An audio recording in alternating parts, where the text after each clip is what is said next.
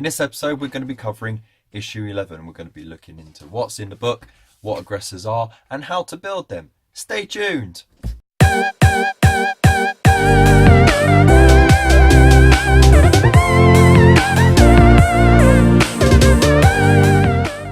So hello and welcome to the revamped series that I'm doing on the Warhammer 40,000 Conquest subscription.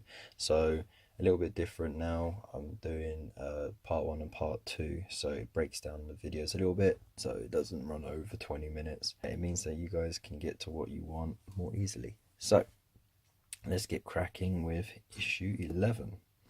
Now in this issue we get 3 aggressors armed with the Firestorm glaives.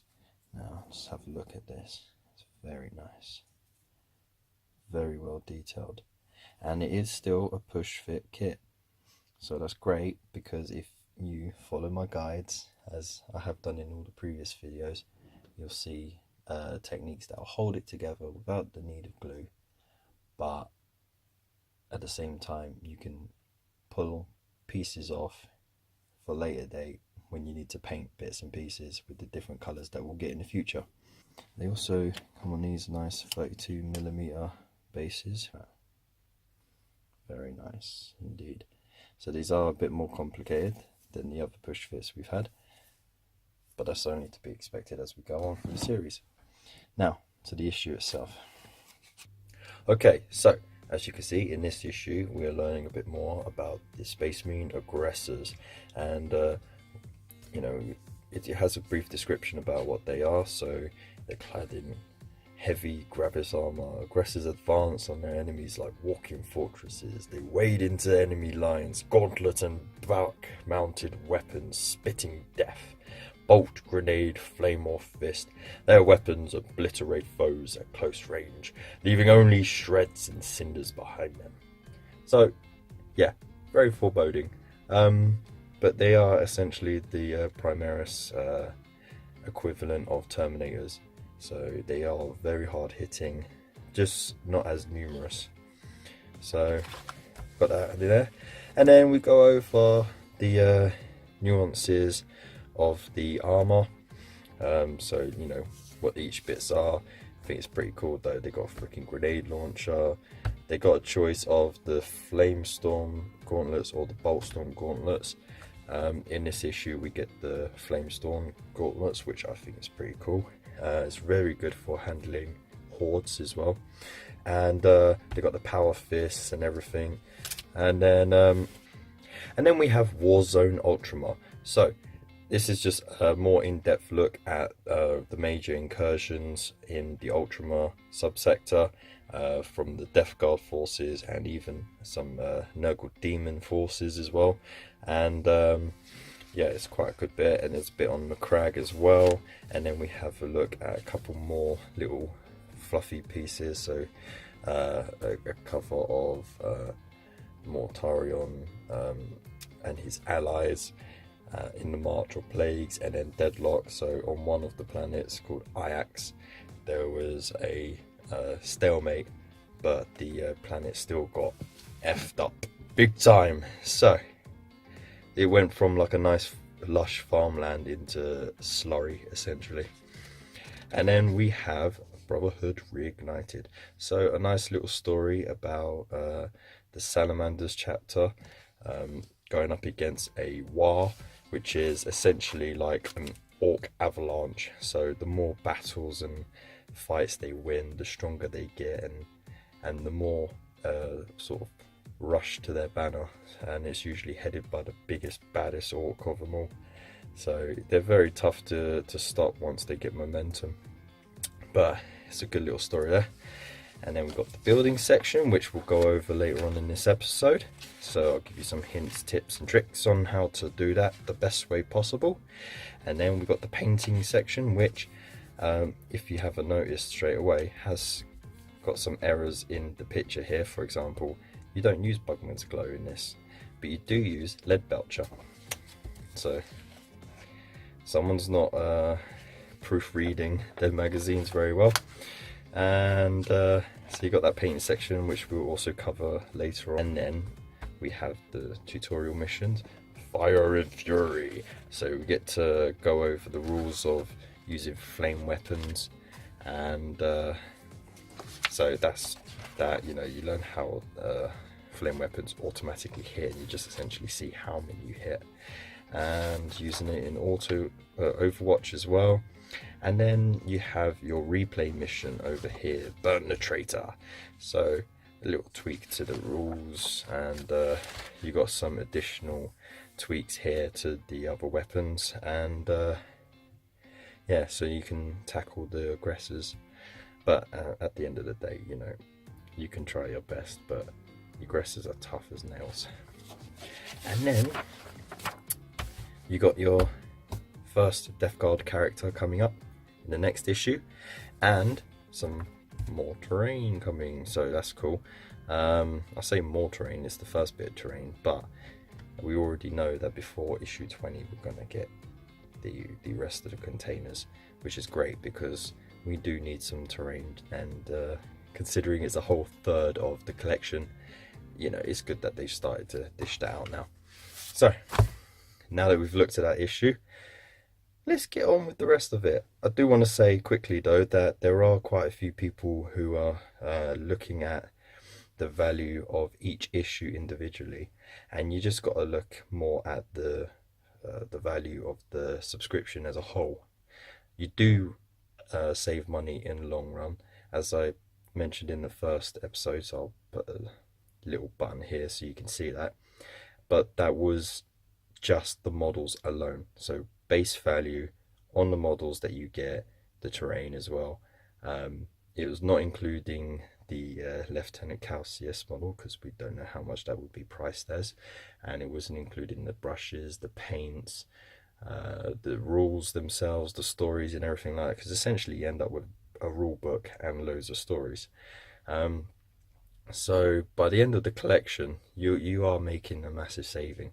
So I understand there are people who are just nitpicking the issues, and if that's what they're looking for in each issue, you know, the value of each individual issue, then that's something for them to investigate further. But as a series as a whole, it is very good value, and like even if you went to freelance game shops, you wouldn't even make that saving either. So that's my 2 cents on the issue. So let's get cracking with the rest of it. Alright, so welcome to the building section. So just for this, I'm gonna go over building the sergeant, and this is the first one in the trio that they show you how to build. So let's get cracking. So remember to follow the steps as you go along. Don't clip out too much, because there are some bits and pieces that are quite similar, so you want to make sure that you just clip out the bits for each chap as you go along, and do each chap separately. So for the first one, I need pieces 11, 12 and 13. So make sure that you don't clip off these parts as well. They're very important for holding the arms on, and then you make sure that the flat side is up against the piece you're cutting out. So a smooth clip. That way you get as little leftover bit of plastic as possible. So once you've done that, armed with your trusty mold line remover, just scrape the excess plastic away and any mold lines that you may see, like so. Now, if you have been watching my series, you will know that I always encourage you to dry fit things. So that means just have a look to see where it goes and how it will fit in the grand scheme of things before you glue it together. Here you'll notice that at the back of the head there's a gaping hole where this pin will go in. Now it's up to you. I mean, if you want to pose the heads a bit more, you can just clip out this bit here and then glue it into that gap just to fill that gap out a little bit. But yeah, I'll just have a look and see how snug it fits, and based on how much of a gap there is will depend on whether or not I pull it apart and trim the pegs. As it stands, there's a little bit of a gap. So what I'll do, I'll use the mold line remover. This is a pro tip, so you know, it's something that you have to sort of learn with trial and error. But boof, there you go. See?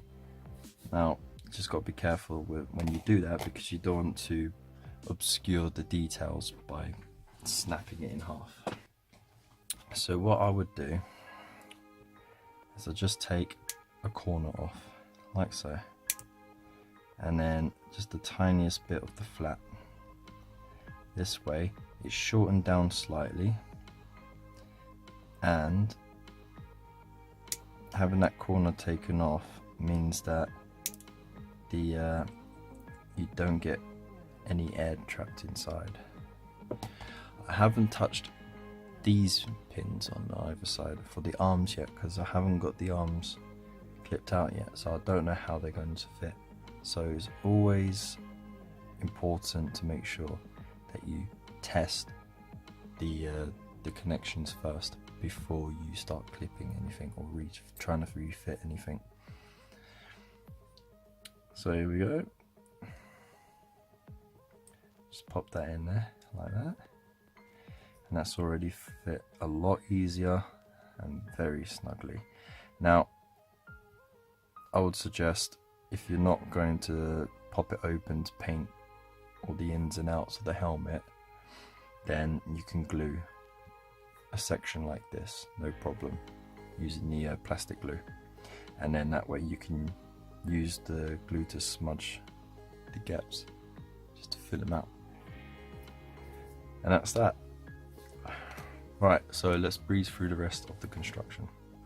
Okay, once you've clipped out the next parts, what you do is you just pop the legs in like so, nice and easy, and you'll see that the pipes just line up nicely with the sockets here as well. You will notice that the bottom bit of the thighs do split again, so all you got to do is just squeeze that closed once more, and that's that. Okay, if you are gluing it, what I would suggest is you line up the legs first with the back end, and then glue the front of the carapace over the top, like so. And then of course, just put the backpack on, the power pack rather, with the ammo drums, like that. Once you got the gauntlets out, you then just clip in the bits that you need to. So make sure that you line them up well. It helps if you put them on the right hand, and should fit nice and snug like so. And then we just line them up so that they slide in here. Yeah, see? So this is why you try fit, because sometimes pieces get stuck. So I'll trim about 1/3 of these arms, just to be safe.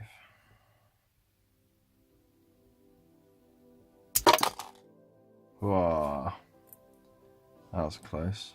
See, you gotta be very careful, otherwise if you tug too hard, when it's stuck, you might split the plastic, and you can see that white line, that's just where it's weakening. So I'm just going to take 1/3 off this side as well, like so, and then we'll line it all up. It should fit nice and easy. So that fit on snug like that, and then you just need a little bit of glue underneath these parts just to hold them in place, like so. Okay. Then what you do is you find whichever one you want. You can either stamp it on the side, or you can go a bit more askew. I think just popping it there is fine,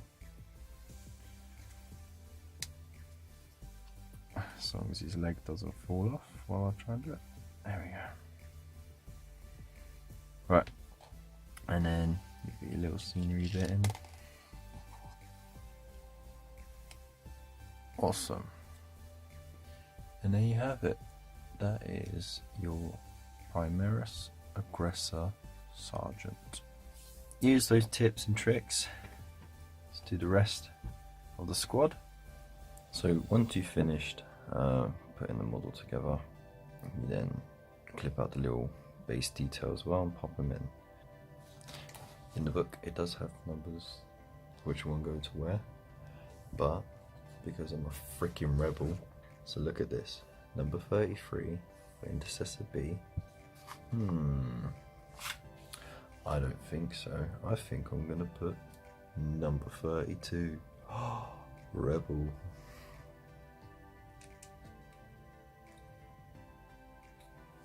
The heresy is complete. But as said before, gluing the pieces won't be necessary, but if you do decide to glue, then you can use that opportunity to smooth out some of the gaps in between the pieces, and yeah, I think that'll be it. I would, as a suggestion, leave the arms loose. That way you can get in and amongst the arms and the pipes on all the aggressors, and that way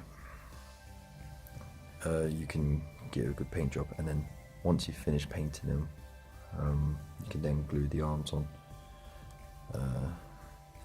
It is more these parts that really need it, but it's more on the unit sergeant. He really does need a bit of glue on that bit there. Doesn't matter how much I try and tweak the movement of the arms. It's a shame because the kit fits so well. It's just this one piece here on both sides, it just doesn't quite fit right, but there you go. So there you go, you should have 3 awesome looking aggressors with Firestorm gauntlets ready to kick ass. So thanks very much for joining me for this part 1. Stay tuned for part 2, it's coming very soon, where I'll be covering the painting section, plus the new rules for the flamers and the additional replay mission as well. So make sure you subscribe, click that little bell icon so you get the updates, so you know when the next video is up. Please like the videos, share it, comment below what you think about the new format, and keep being awesome. Thank you very much.